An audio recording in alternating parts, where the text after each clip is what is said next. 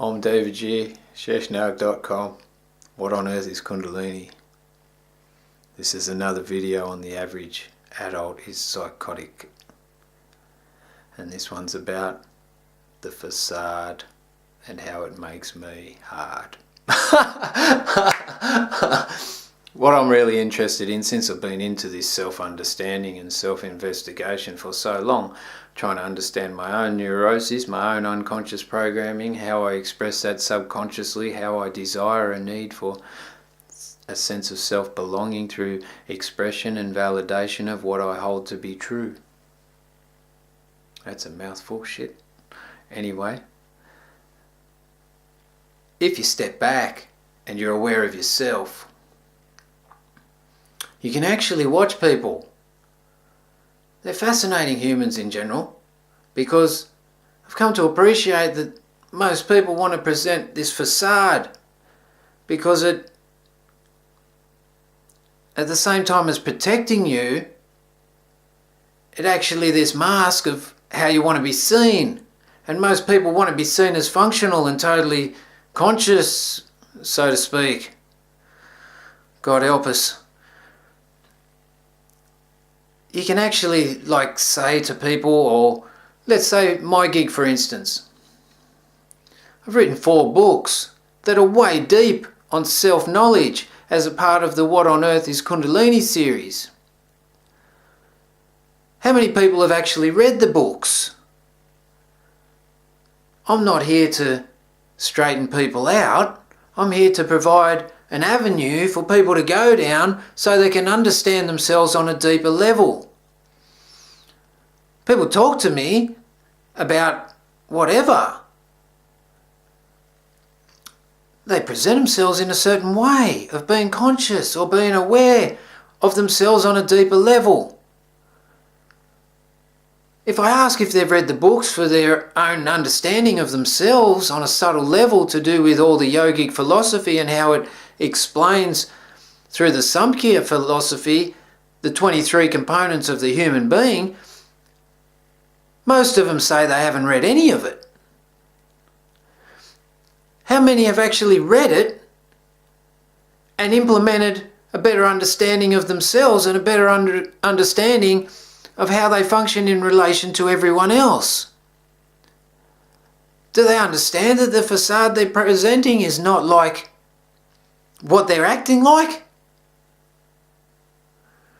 So then that comes to the reality that the majority of people have no integrity in their words because their words are sitting on the surface. In their facade, in their words, what's going on? They're totally contrary. The image of what they see themselves as is totally contrary to how they act. It's totally insane. I'll be judged as psychotic, but I can't be. Go and watch the video. I can't be diagnosed. I'm trying to only understand myself, put information out there so you can understand yourself better. Does the facade match the behaviour? Certainly you've got to present certain facades in certain areas, like when you go and work in a professional environment, when you go to an ashram, when you go to pick up your kids from school. Doesn't matter, you need a facade. But does the behaviour behind the facade meet the facade? Is it the same? Or are people superficial and plastic on the surface and then acting neurotically? It's not for me to say. I'm just saying it's fun to watch. And if you understand the quest for self-belonging through self-validation that's reflected by the other person, you can play games. It's not recommended you play games, but you can see immediately where people get invalidated and then become defensive and then need to subconsciously express their neuroses so they feel better about their interpretation of things or how they represent themselves. I don't recommend that you hold people accountable, because as a whistleblower, the statistics are phenomenal of people that hold people accountable. WikiLeaks dude, what's his name?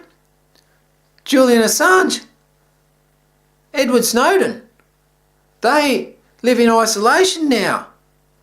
Because they were whistleblowers, they held people accountable. They held associations accountable. I don't know, you don't need to pull people up on the representation of their facade. I'm just saying, you yourself try and understand the facade relative to the behaviour. That's all I can recommend. Self-knowledge and self-understanding. Om Namah Shivaya. Salutations to the Great Being during the month of Shravana in 2016. Om Devaji. What on earth is Kundalini? Peace.